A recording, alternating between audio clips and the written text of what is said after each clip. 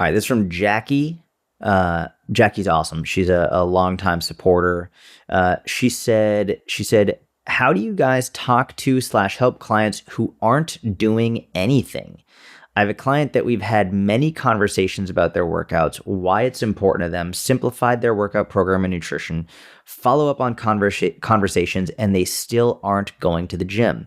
I want to help them get over this hump because their health is very important to them. They admit to me that they know it's important, but for some reason they can't follow through. How do you help a client like this? It's very difficult. I think step one, and it sounds like Jackie's already doing a good job of this, but I know many other coaches who could use this advice, is you need to reduce the bar for success. It's so discouraging not being able to execute on a plan. And when that plan is too difficult, when a plan isn't meeting a client with where they are currently at in their life, with their schedule, with their level of self-efficacy, like, trying to have someone do a 4-day a week, 45 to 60 minute lifting program in a calorie deficit, hitting a certain number of steps. Some people aren't ready for that. And so reducing the bar to, it might be like a low daily step count. It could be a pretty wide calorie range, like a small deficit, a 500 calorie range. Let's say we assume someone's maintenance is 2,800 calories. Maybe we have them anywhere between 2,100 and 2,600 calories daily. Reducing the amount of effort and total work so that they can start to feel good about the fact that they are adherent to the plan. And once you start building momentum, weeks turn into months, and you can begin adding more difficult components to the program, whether that be increase the number of steps they're taking, whether that be start strength training 30 minutes twice a week.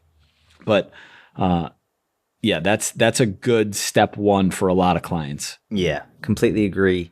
One thing I'll say here, one thing I've had a lot of success with is giving them a challenge. And for some reason, there's something about a challenge that people just naturally gravitate towards. And we even see this with people who they're like, hey, you know what? I want to stop drinking alcohol or reduce my alcohol. And instead of taking a slow and steady approach, they'll be like, I'm going to do a 30-day challenge. And I've seen actually a huge number of people who do I'm not going to drink alcohol for 30 days. And then they literally never drink alcohol again. Mm-hmm. I've seen that happen a lot, where it just starts off with a challenge. Let me just see. And then all of a sudden after 30 days, they're like, I feel way better. I don't need it anymore. Now, obviously that's not 100% of people, but if it doesn't lead to that like cold turkey change of just nothing, often it will lead to just some level of improved habits. So what I do, especially with a client who's really struggling, a 30-day challenge can seem like a lot. Like a 30 days, here's a sobering fact. Most people never stick to a program for 30 days. 30 days is a lot for some people. Especially, I'd say 30 days is a lot for anybody if it's doing something that you don't like, right? So not everyone is going to like fitness. So often I would start with a 24-hour challenge. If I have someone who is literally never hitting their calories, or for example, I've been like, hey, can you do me a favor and send me pictures of what you eat for 3 days or 7 days, and they don't send me anything even for a whole day.